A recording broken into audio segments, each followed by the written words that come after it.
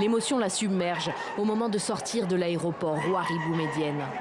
Cette femme vit en France, elle a perdu son père récemment et n'a pas pu assister à ses funérailles en Algérie. Les frontières étaient totalement fermées depuis 14 mois, empêchant des millions d'Algériens de la diaspora de revenir dans le pays. Un premier vol depuis Paris a atterri à Alger en milieu d'après-midi. Les billets sont chers pour beaucoup de gens qui n'ont pas les moyens de les acheter. Mais ça reste une bonne initiative et on souhaite que les choses s'améliorent. On espère que ça sera plus simple à l'avenir. Les immigrés, on en a vraiment besoin car il y a parmi eux des gens qui souffrent. Nous avons été très bien accueillis, il n'y a rien à dire.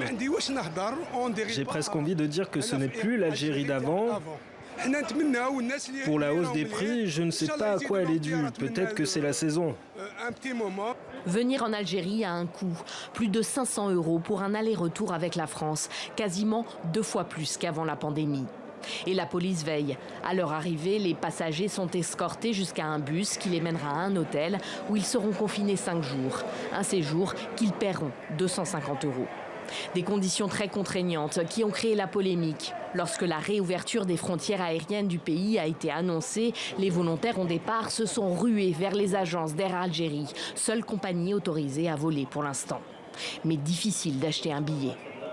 Pour des questions d'ordre sanitaire, on a préféré fermer l'agence de Marseille-Saint-Charles ainsi que celle de Paris et orienter notre clientèle pour l'achat d'un billet sur notre plateforme électronique.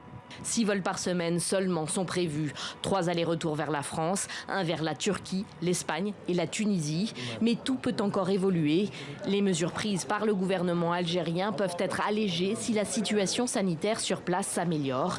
Un espoir pour quelques 2 millions d'immigrés qui passent habituellement, hors pandémie, leurs vacances d'été en Algérie.